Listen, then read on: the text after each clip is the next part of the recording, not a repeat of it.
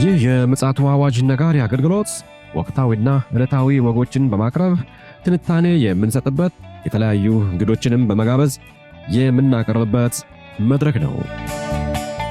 መረጃዎችን ያጠናከረ ይዞልን የሚመጣው ፓስተር አለማየሁ ነሙ ሲሆን ፕሮግራሙን የመራና መሰናዶውን ኤዲት በማድረግ ወደ እናንተ የሚያቀርበው ይልቃል አስራት ነው። መልካም ጊዜ። ሻሎም ሻሎም፣ ውድ የተከበራችሁ የምፅዓቱ አዋጅ ነጋሪ አድማጮቻችን ሰላም ለእናንተ ይሁን። በድጋሚ ተገናኝተናል። በምሽት መረጃችን እንግዲህ በቀኑ መረጃችን አሳሳቢ ጉዳይ ሆነና በተለይም ደግሞ ለሀገራችን ክርስቶስ አካል ለሆነችው ቤተ ክርስቲያን አባናኝና አንቂ የሆነ መልእክት አስተላልፈን ነበረ። እንግዲህ ይህንን የምትከታተሉ ወገኖች ለሚመለከታቸው ወገኖችም በማጋራት የአገልግሎታችን አጋር እንድትሆኑም በዚህ አጋጣሚ እንጠይቃለን። እንግዲህ ደግሞ ከዛ ባሻገር ለምሽቱ የሚሆን መረጃና መልእክት ሊያቀብለን ወንድማችን ፓስተር አለማየሁ ነሙ መስመር ላይ አለ። በድጋሚ ደውዬለታለሁ። ካለበት ቦታ መረጃውን ያጋራናል ማለት ነው። እንግዲህ ዓለማችን ከፍተኛ የሆነ የአዙሪት ቀውስ ውስጥ ገብታለች። እነዚህ ክስተቶችና መረጃዎች ምንድን ናቸው የሚለውን በኋላ ላይ ፓስተር ያጋራናል። እንግዲህ መልካም ጊዜ እንዲኖረን በበኩሌ እመኛለሁ። ይልቃል አስራት ነኝ ከምፅዓቱ አዋጅ ነጋሪ አገልግሎት። አድማጮቻችን እንግዲህ መልከ ብዙ የሆነው ዓለማችን ዙሪያ እየተከሰተ እየተሰማ ያለው ወቅታዊ ክስተቶች በተፈጥሮም በኢኮኖሚውም በፖለቲካውም ዘርፍ እየተሰሙ ያሉ አባናኝ ክስተቶች ለኛ የማንቂያ ደወል ሆነው ያገለግላሉ ብለን እናምናለን። እንግዲህ እነዚህን የመሳሰሉ መረጃዎችን በእግዚአብሔር ቃል ከሽኖ ያቀርብልን ፓስተር አለማየሁ መስመር ላይ አለ። ከሰላምታው በማስከተል በቀጥታ ወደ መረጃችን እናመራለን። ሰላም ላንተ ይሁን ፓስተር፣ እንዴት አመሸ? እንደምን አመሸ ወንድም ይልቃል። እግዚአብሔር ይመስገን በድጋሚ ተገናኝተናል። እንግዲህ ማለቂያ የሌለው የዓለማችን ወቅታዊ ክስተቶች እንግዲህ በጣም ግራ አጋቢ ያልተጠበቁ አስደንጋጭም እየሆኑ መጥተዋልና እስኪ እንግዲህ ለዚህ ምሽት ለአድማጮች ልታጋራ ያለውን መረጃ ማቅረብ ትችላለህ? እንግዲህ በየሀገሩ አሁን የሚታየው የወታደራዊ ዝግጅት ምንድነው ዓለም ላይ የተፈጠረው የሚያስብል ነገሮች እንድታነሳ ያደርጋል። በእርግጥ መጽሐፍ ቅዱስ በመጨረሻው ዘመን ጦርና የጦር ወሬ ትሰማላችሁ ይላል። በየሀገሩ አሁን ላይ ያለው የቴክኖሎጂ መቅደም ወይም ደግሞ ቀድሞ እጅግ ዘመናዊና አጥፊ መሳሪያን መታጠቅ እንደ ፋሽን ብቻ ሳይሆን ሀገሮች መሪዎች በትክክል በጀት መድበው አስበው የሚያከናውኑ ነገሮች ሀገሮች እየሆኑ መጥተዋል። ለምሳሌ ያህል ከዚህ በፊት የጦር መሳሪያ ሚሳኤሎች ትልልቅ ነገሮች እንዳያመርቱ የተከለከሉ ሀገሮች በሁለተኛው ዓለም ጦርነት ማግስት በተባበሩ መንግስታት ድርጅት የተወሰኑ ሀገሮች ዛሬ ላይ ሚሳኤሎችን ወደ ማምረትና ወደ ሞከር እየመጡ ይገኛሉ። ይሄ ብቻ አይደለም። የማንጠብቃቸው ሀገሮች ራሳቸው እንደነ ታይላንድ ያሉ እጅግ ዘመናዊ ፈጣን ተዋጊ ድሮኖችን ማምረት መጀመራቸውን ለዓለም ይፋ ሲያደርጉ ስትሰማ ምንድነው ይሄ ነገር?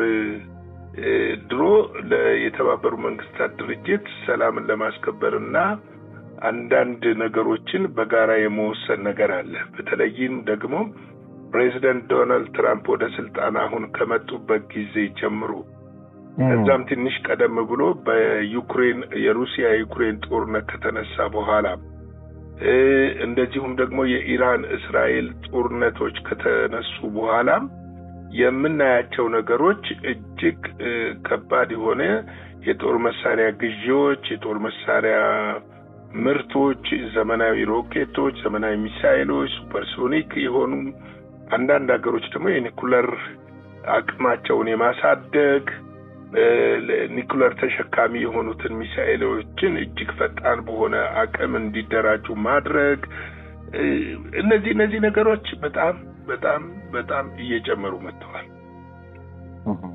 እና እየጨመሩ መምጣት ብቻ ሳይሆን የዓለምንም ኢኮኖሚ ደግሞ ይጎዱታል። ለሀገሮች ወደ በጀቶቻቸውን ወደ ጦር መሳሪያ በሚያውሉበት ሰዓት የእርሻው፣ የኢንዱስትሪው፣ የትምህርት ቤት፣ የሆስፒታሎች፣ የተለያዩ ግንባታዎች እየቀነሱ ይመጣሉ። ለከነዛም በጀቶች እየቀነሰ የሚመጣበት መንገድም አለ። ጦርነት በራሱ ተመራጭ ጉዳይ ባይሆንም ነገር ግን እኛ እንድናውቅ እንደ ክርስቲያን እንደ እግዚአብሔር ሕዝብ እንድናውቅ የሚያስፈልገው ነገር እነዚህ ነገሮች ሊሆኑ ግድ ናቸው። ግድ የሆነበት ምክንያት ምንድነው? ዓለም ለመጨረሻው ጦርነት እየተዘጋጀች ነው ያለችው። ማንም ይሄንን ሊነግረን አይፈልግም። ልክ ነው፣ ሊነግሩን አይፈልጉም። ነገር ግን ዓለም በምታየው መንገድ ሶሻል ሚዲያዎች ላይ ስታይ በየቦታው ወታደራዊ ሰልፎች አሉ፣ ወታደራዊ ልምምዶች አሉ፣ የጦር መሳሪያ ሙከራዎች አሉ። በአብዛኛው የምትመለከታቸው ነገሮች ዓለም በእንደዚህ አይነት ጉዳይ እየተወጠረች ነው ያለችው። ነገር ግን ሰሞኑን ዓለምን ያስደነገጠም እንደዚሁም ሰሜን ኮሪያ ማስጠንቀቂያ እስከሰጥ ድረስ ያደረሰ ከጃፓን የመጀመሪያው የሀገር ውስጥ ሚሳኤል ሙከራ በኋላ ነው። እንግዲህ ጃፓን ከመሬት ተወንጭፎ ባህር ላይ ያሉ ማንኛውንም መርከቦች ማውደም የሚችል ዘመናዊ ሱፐርሶኒክ ሚሳኤልን ሙከራ አድርጋለች። እና የሰሜን ኮሪያው መሪ ኪም ጆንግ እና እህትየው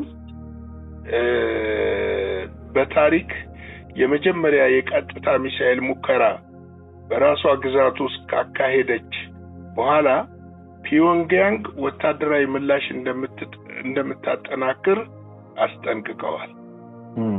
ለጃፓን ማለት ነው። ምላሻቸው ወታደራዊ እርምጃ እንደምንወስድ ነው እያሉ ያሉት። እንግዲህ ኪም ጆንግ የቶኪዮ እየሰፋ የመጣው የሚሳኤል አቅም ቀጥተኛ የደህንነት ስጋት መሆኑን እየገለጹ ሲሆን ጃፓን ወደ አጥቂ ወታደራዊ አቋም እየተሸጋገረች ነው ሲሉ ተናግረዋል።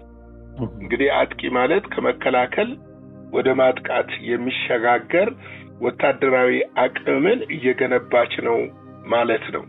እንግዲህ በጃፓን ላይ በተባበሩት መንግስታት ድርጅት የተጣሉባት ማዕቀቦች አሉ ከሁለተኛው ዓለም ጦርነት በኋላ። እነዛን ነገር ግን አሁን ችል ተብሎ እርምጃ እየወሰደች እንደሆነ የሚያመለክት ነገር እያየን ነው የመጣው። እንግዲህ ይህ ማስጠንቀቂያ የመጣው ጃፓን ታይፔ 88 ወይም ደግሞ ታይፒ 88 የተሰኘውን ከምድር ወደ መርከብ የሚተኮስ ሚሳኤል በሆክያድ ደሴት በሚገኘው የቶክስ ክልል ውስጥ በመሞከር ሲሆን ይህም የአገሪቱን የመከላከያ ፖሊሲ ከፍተኛ ለውጥ የሚያሳይ እንደሆነ ተገልጿል ይላል። አሁን ላይ ከዚህ ሙከራ በኋላ በሰሜን ኮሪያና በጃፓን መካከል ከፍተኛ ውጥረት እየነገሰ የመጣ ሲሆን ምናልባትም ይሄ በዛ ቀጠና ላይ በየጊዜው እየከረረ የሚሄደው ክር እንዳይበጠስና ሌላ ደግሞ አዲስ የጦር ግንባር እንዳይፈጠር እያስፈራ ነው የመጣው። ብዙ ወታደራዊ ተንታኞች የሚሉት ሩቅ አይደለም በእነዚህ ሀገራት መካከል የሚፈጠረው ግጭት የሚል እንደምታ እየሰጡ ነው የሚገኘው። እንግዲህ ጃፓን ማነው ሰሜን ኮሪያ የጃፓን ወታደራዊ እንቅስቃሴ በቅርበት እንደምንከታተል እናሳውቃለን ብለዋል። ቶኪዮን የመምታት አቅም ማጠናከርንና ከተገፋፋችበት ደግሞ አስፈላጊውን እርምጃ እንደሚወሰድ ኪም አብራርተዋል። እንግዲህ ስጋት አለ ማለት ነው። አሁን ምንድነው ቶኪዮን የመምታት አቅማቸውን ማጠናከር ይፈልጋሉ። ምናልባትም ይሄ ሙከራዎች እየተጠናከሩና እየቀጠሉ ከመጡ ወደ ጦርነት ውስጥ እንገባለን የሚል ድምታ ነው ያለው። እንግዲህ ይህ የቃላት ልውውጥ የተከሰተው በሰሜን ኮሪያ ሚሳኤልና የኒኩለር ፕሮግራም ምክንያት ጃፓን፣ አሜሪካና ደቡብ ኮሪያ በወታደራዊ ትብብራቸው በማስፋታቸው በሰሜን ምስራቅ ኤሲያ ያለውን የደህንነት ውጥረት እየጨመረ በሄደበት በአሁኑ ወቅት ነው የሚል ነገር እየተነሳ ነው ያለው። እነዚህ ነገሮች አሁን እንደዚህ ስንመለከታቸው በጣም ቀላል ነገሮች ይመስላሉ፣ ግን ቀላል ነገሮች አይደሉም። እያደረ ወደ ከረረ ለምሳሌ ስንመለከት በፊትም ስንመለከት እስካሁን የተቀሰቀሱት ጦርነቶች መነሻቸው መንገድ እንደዚህ ነው ያለው። የመነሻቸው መንገድ እንደዚህ ነው የተነሳው። ጦርነቶቹ የተነሱበትን ነገር ስንመለከት በዚህ መልክ ነው የተነሳው። እንግዲህ ይሄንን በእንዲህ እንዳለ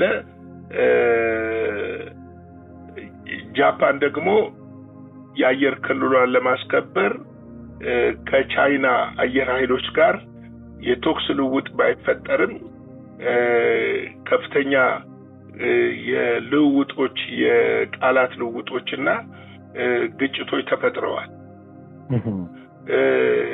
ይሄ የሚሆነው ምንድነው? ጃፓን የራሷን ተከላካይ አየር ኃይል የሩሲያና የቻይና የረጅም ርቀት ስትራቴጂክ ቦምበሮችን በጃፓን ባህር አየር ክልል አቅራቢያ ያደረጉትን የጋራ በረራ ተከትሎ ተዋጊ ጀቶቹ አየር ላይ አውጥተዋል። ማለት ከክልላቸው እንዲወጡ የጃፓን አየር ኃይሎች በመብረር የማስጠንቀቂያ ምልክቶችን እንደሰጡ እየተነገረ ነው ያለው። ይሄ ምናልባት ቀላል ነገር አይመስለኝም። ለምንድነው ብዙ ጊዜ አሁን ቻይናም ሩሲያም የጋራ ልምምድ ሲያደርጉ የጃፓንን የውሃ ክልል ጥሰው ይገባሉ? እርግጥ የውሃ ክልሉ አወዛጋቢ ነው አሁንም ድረስ። ቻይና ደቡብ ባህር የኔ ነው የምትለው፣ ፓሲፊክ፣ ጃፓንም ድርሻ አለኝ ነው የምትለው። ከዚህ በፊትም ዘግበነዋል። ፊሊፒንስም እንደዚህ ነገር አለ፣ ጥያቄ አላት። እንደውም ጃፓንና ፊሊፒንስ በጋራ ተስማምተው ይሄንን የውሃ ክፍል ለመቆጣጠር ጥረት እያደረጉ እንደነበረም በአንድ ወቅት የተከሰተ ነው። ነገር ግን አሁን ላይ የቻይናና የሩሲያ መጣመር በተለይ ሞስኮና የቤጂንግ በአየር ኃይል በባህር ኃይል የመጣመር ሁኔታ አንድ ከፍተኛ አመልካች ነገር አለው። እንግዲህ ልምምዱን ያደረጉት በምስራቅ ኤሲያ ያለውን የኃይል ሚዛን ለማሳየት የተደረገ ሲሆን ቶኪዮ የራሷን የአየር ክልል ደህንነት ለማስጠበቅ ተዋጊ ጀቶቿን በአስቸኳይ እንዲሰማሩ አስገድደዋታል። እንግዲህ በዚህ መካከል አየህ ስህተት ቢፈጠርና ግጭት ቢፈጠር ሊፈነዳ የሚችለውን ጦርነት መገመት አያቅትም። እንግዲህ አሁን እንደዚሁ አሁን ነገሮችን ምንድነው ቀለል አድርገን ልንመለከተው እንችላለን እንጂ ጉዳዩ ቀላል አይደለም።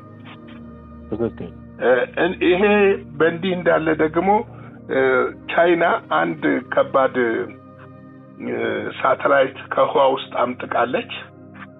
ለመጀመሪያ ጊዜ በቴክኖሎጂው ርቃ መሄዷን ያሳየችበት ተብሏል። ብዙ ጊዜ ያው ሳተላይቶች የሚያስመነጥቁት ከምድር ነው።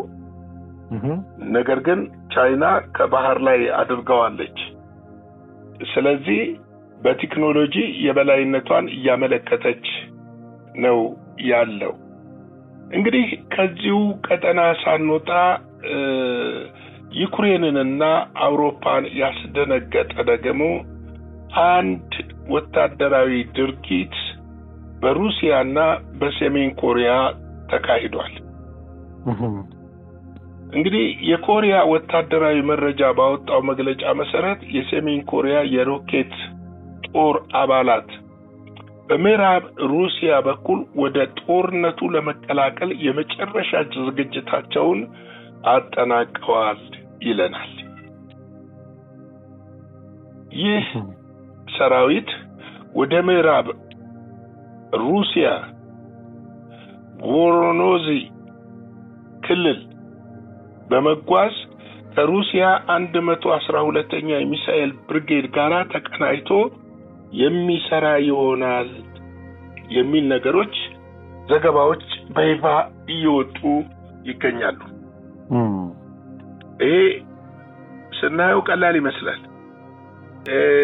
እንግዲህ የተመደበው ቡድን 6 የሮኬት ማስወንጨፊያና እስከ 120 የሚደርሱ KN-23 እና KN-24 የተባሉ የአጭር ርቀት ቦሊስቲክ ሚሳኤል ታጥቀዋል። እንግዲህ አስቀድሞ ወደ ሩሲያ የገቡ 90 የሚጠጉ የሰሜን ኮሪያ ወታደራዊ ባለሙያዎች የመጀመሪያውን 40 ሚሳኤሎች ተረክበዋል ይላል። እንግዲህ በዚህ በባልካን ሀገሮች ራሽያ የምታካሂደውን ወታደራዊ ዘመቻ አጠናክራ ምናልባትም የቀድሞውን ሶቪየት ህብረት የመመለስ ህልሟን ይበልጥ ሊያሳካላት ይችላል የሚል ግምቶችም አሉ። ምክንያቱም ይሄ ቀላል ጥምረት አይደለም። በተለይ ዓለም ላይ ትልቅ ስጋት የፈጠረው የሶስቱ ጥምረት ነው። የሰሜን ኮሪያ፣ የራሽያና የቻይና ጥምረት በጣም ጠንካራ ጥምረት ነው የሚፈጥረው በወታደራዊ አቅም። ኢራንንም ደግሞ ሲጨምር የበለጠ ደግሞ ስጋትን ይፈጥራል። ማለት ከኢራን ጋር የሚያደርጉት የወታደራዊ ቁርኝት እስካሁንም እኮ በኢራን ጋር ያለው ቁርኝት ኢራንን እንዳትሸነፍ ያደረጋት ነገር አለ። ማለት ሶስቱ ሀገራት ብቻ ሳይሆኑ ኢራንም ስትጨመር የበለጠ ስጋትን ይፈጥራል ለማለት ነው። በተለይ አሁን ስጋቱ እያየለ የመጣው የአውሮፓ ሀገሮች ላይ ነው። ምናልባትም ኔቶ በዚህ ምክንያት ተስቦ ወደ ጦርነቱ ይገባል የሚል ግምቶች እየሰፉ ነው የመጡት። ነገር ግን ብዙ የአውሮፓ ሀገሮች በተለይ በኔቶ ውስጥ ያሉ ሀገሮች ከሩሲያ ጋር ውጊያ የማይፈልጉ ሀገሮች እንዳሉ ደግሞ መታወቅ አለበት። እንግዲህ እነዚህ ነገሮች ቀላል ናቸው ማለት አይደለም። ይሄ ጥምረት ራሱ በራሱ ወደ አንድ ከፍተኛ ነገር ሊሸጋገር ይችላል። ምክንያቱም ቻይና አለች፣ ሩሲያ አለች፣ ሰሜን ኮሪያ አለች። ቻይና እስካሁን ድረስ በኤሌክትሮኒክስ እና በተለያዩ ነገሮች ሩሲያን እያገዘቻት እንደሆነ ይታወቃል። የሩሲያ ኢኮኖሚ ሁሉ እንዳይጎዳ ከፍተኛውን የነዳጅ ግዢ እየፈጸመችም እንደሆነ ይታወቃል። ልክ ነው። እነዚህ ነገሮች እየተጠናከሩ የሚሄዱ ከሆነ አፋፍ ላይ መሆናችንን ምንም ጥርጥር የለውም የሚያመለክቱ ጉዳዮች ናቸው እነዚህ ጉዳዮች። በዚህ ረገድ በቀላሉ እንትን የሚል አይደለም። ዛሬ ከመካከለኛው ምስራቅ ወጣ ያልንበትም ምክንያት መካከለኛው ምስራቅ ላይ የሆነ ያለው ነገር አሁን ላይ በጣም እጅግ ዘግናኝ የሆኑ ነገሮች ናቸው እየተከናወኑ ያሉት። ስለዚህ ደግሞ እዚህ ባልካን ላይ አውሮፓን ያለው ነገር አሁን በእንደዚህ መልኩ እየተነከረ የሚመጣ ከሆነ በቀጣዩ ዓለም በከፍተኛ ስጋት ውስጥ እንደወደቀች ያመለክታል። ለኛ ግን ተስፋ አለን። ለኛ ግን ምስራች አለን። ዘመን እየቀረበ በመጣ ቁጥር ጌታ ኢየሱስ ክርስቶስ የእግዚአብሔር ልጅ ተስፋ ቃል እንደሰጠን እንደሚመጣ እናውቃለንና ለዛ መዘጋጀት ነው። በዚህ ሁሉ መካከል ደግሞ ከእግዚአብሔር ጋር የተጠበቀ ሕይወት ሲኖረን ተዘለን እንቀመጣለን ለማለት ነው። እግዚአብሔር ጸጋ ሰላም ከሁላችሁ ጋር ይሁን። ሻሎም። ጌታ ኢየሱስ አብስቶ ይባርክ ፓስተር። እውነት ነው እንግዲህ ዓለማችን ያስጨነቁ ያሉ ክስተቶች ጉልህ ሆነው እየተስተዋሉ ነው ያሉት። እንግዲህ ፓስተር አንዱን የጠቀሰልን ከትንቢት ፍጻሜዎች አንዱ የጦርንም ወሬ ሰሙ ዘንድ አላችሁ የሚለው ጌታ ኢየሱስ ክርስቶስ የተናገረው የትንቢት ቃል ነው። እንግዲህ በተፈጥሮ አደጋው እንኳን ብንሄድ አሁን በሰሞኑ በዓለማችን ላይ ከፍተኛ ጭንቀት እየፈጠሩ ያሉ የሙቀት አደጋዎች በጣም እነሱ መጠቀስ አለባቸው። የማህበራዊ ቀውሱም እንደዚሁ በሁሉም አህጉር ማለት ይቻላል እየተቀጣጠለ ነው ያለው። እንግዲህ በዚህ ሁሉ ውስጥ ምንድነው ለኛ የሚሰጠን ትርጉም ከተባለ የክርስቶስ ኢየሱስ ዳግም መምጫ ዋዜማ እንደሆነ ያመላክተናል። እንግዲህ ምጥ እርጉዝ እንደሚይዛት የተባለው ምጡ ሊወለድ ጫፍ ላይ ደርሷል እንደማለት ነው። ስለዚህ መንቃትና መዘጋጀት የዘውትር ልማዳችን እንዲሆን የምጽአቱ አዋጅ ነጋሪ አገልግሎት በየቀኑ መረጃዎችን ወደ አድማጮች እያደረሰ እንደሆነ ይታወቃል። ስለዚህ በዚህ አውድ ሁላችንም ዝግጁ እንድንሆን ጠቋሚ አባናኝ መረጃ ነው ፓስተር ያጋራን። ውድ አድማጮቻችን እንግዲህ ለዕለተ ዓርብ ምሽት ይዘን የመጣነው መረጃ ይህንን ይመስላል። የእግዚአብሔር ፈቃድ ከሆነ እንግዲህ በነገው ዕለት በአንድ መረጃና እጅግ ወቅታዊ በሆነ አጀንዳ ዙሪያ የቀጥታ ስርጭት ይኖረናል ከምሽቱ 12 ሰዓት ላይ። እንግዲህ ይህንንም ታዳሚ እንድትሆኑ ከወዲሁ ግብዣችን ነው። መልካም ጊዜ እንዲሆንላችሁ እንመኛለን። ሻሎም። ለዛሬ ይዘን የመጣነው ወቅታዊ መረጃ ይህንን ይመስል ነበረ። በሌላ ጊዜ በሌላ መሰናዶ እስከምንገናኝ ሰላም ለእናንተ ይሁን።